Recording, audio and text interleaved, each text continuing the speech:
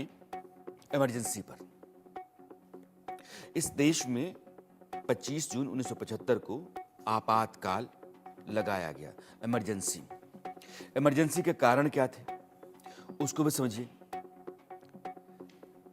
इंदिरा जी प्रधानमंत्री,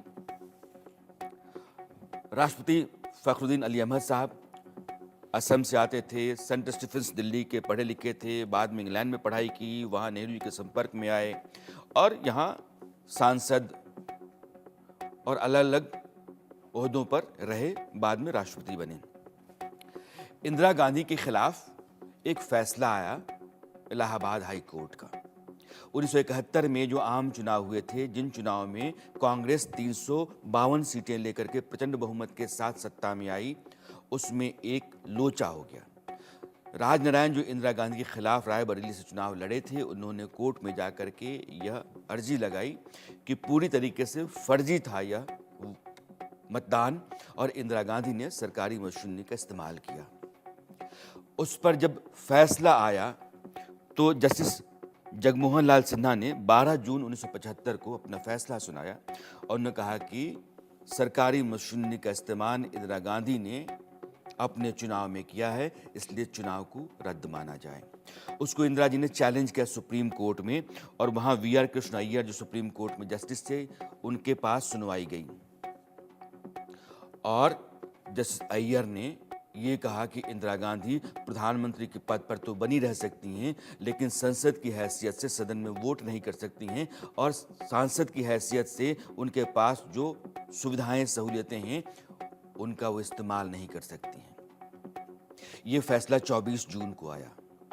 यानी कि इंदिरा गांधी के पास एक ही विकल्प था कि आप प्रधानमंत्री की कुर्सी छोड़िए, और वो प्रधानमंत्री की कुर्सी छोड़ना नहीं चाहती थी, तो उन्होंने सिद्धार्थ शंकर रे, जो उस समय पश्चिम बंगाल के मुख्यमंत्री हुआ करते थे और देश में संविधान के बड़े जानकार, कानून के बड़े जानकार, बड़े वकील थे, तो उनको उन्होंने दिल्ली में बुला रखा था। सिद्धार्थ शंकर रे ने बहुत कुछ पढ़ने के बाद ये कहा कि संविधान के भीतर 352 आर्टिकल है, 352, और यह प्रावधान करता है कि देश के भीतर अगर ऐसी परिस्थितियां हो गई हों कि सरकार चलाना मुश्किल हो, 352 की स्थितियां देश के भीतर हैं, यह कह करके हम इमरजेंसी लगा सकते हैं।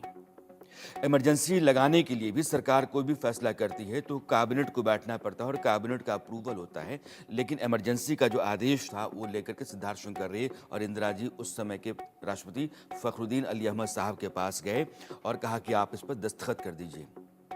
बिना कैबिनेट के अप्रूवल के एक कागज के ऊपर देश का राष्ट्रपति दस्तखत कर देता है और रात में यह आदेश कर दिया जाता है कि राष्ट्रपति शासन लागू हो गया। रात भर जो विपक्ष के नेता थे उनकी गिरफ्तारियां चलती हैं और सुबह रेडियो से इंदिरा गांधी का एक छोटा सा भाषण आता है कि देश में राष्ट्रपति के आदेश से आपातकाल लागू कर दिया गया है।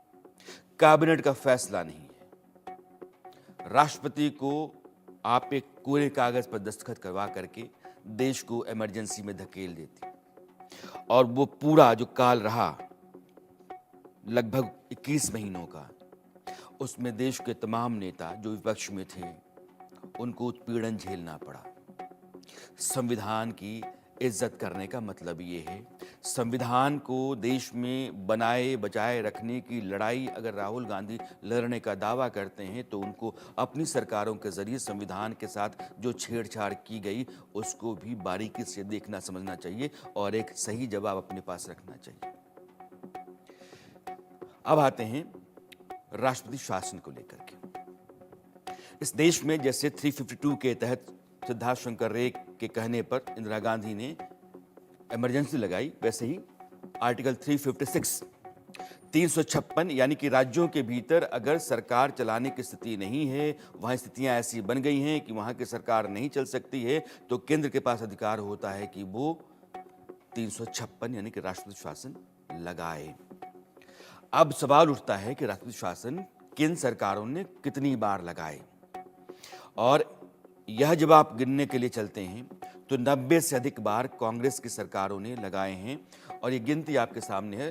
पंडित नेहरू जो हमारे देश के पहले प्रधानमंत्री थे, उन्होंने 7 बार अलग अलग राज्यों में राष्ट्रपति शासन लगाया, और केरल में जो पहली लेफ्ट की चुनी हुई सरकार गिराई गई उसको लेकर के बहुत विवाद होता है, उसकी चर्चा फिर कभी मैं करूंगा। लाल बहादुर शास्त्री जो हमारे दूसरे प्रधानमंत्री थे, उन्होंने सिर्फ एक बार राष्ट्रपति शासन लगाया। इंदिरा गांधी, इंदिरा जी ने 50 से ज़्यादा बार, हाफ सेंचुरी इस देश में इमरजेंसी लगाने का किसी प्रधानमंत्री ने पूरा किया तो इंदिरा गांधी ने किया। उसके बाद बीच में मोरारजी देसाई की जो जनता पार्टी की सरकार आई, मोरारजी देसाई ने कांग्रेस की सरकारों को राष्ट्रपति शासन के जरिए हटाया या गिराया 17 बार, 2.5 साल में 17 बार। और चरण सिंह जो 4 महीने के लिए रहे, वो कभी संसद नहीं जा सके, उन्होंने 4 सरकारें गिराईं। राजीव गांधी 6 सरकार, यानी कि 6 बार उन्होंने केंद्र की शक्ति का इस्तेमाल करके राज्यों की सरकारों को गिराया, हटाया। वीपी सिंह ने 2 सरकारें हटाई इस तरह से, या 2 सरकारें गिराईं। तो अगर आप देखते हैं कि 7 और 1 8 और 51, मतलब ये 59 तो यही हो जाता है। उसके बाद राजीव गांधी 6, और फिर उसके बाद नरसिम्हा राव की सरकार, मनमोहन सिंह की सरकार और नरेंद्र मोदी सरकार। चंद्रशेखर 5 बार।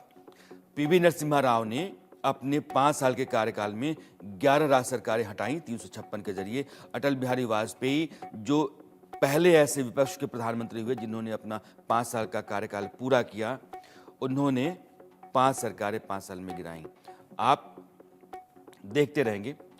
और नरेंद्र मोदी के जरिए 10 सरकारें। अगर राष्ट्रपति शासन को लेकर के आप जाते हैं तो कांग्रेस को ये जवाब देना चाहिए कि जिन सरकारों को वैसी स्थितियों के बगैर गिराया गया जैसी स्थितियां संविधान में लिखी गई हैं और वहां नहीं थी, तो फिर उसका रास्ता क्या है।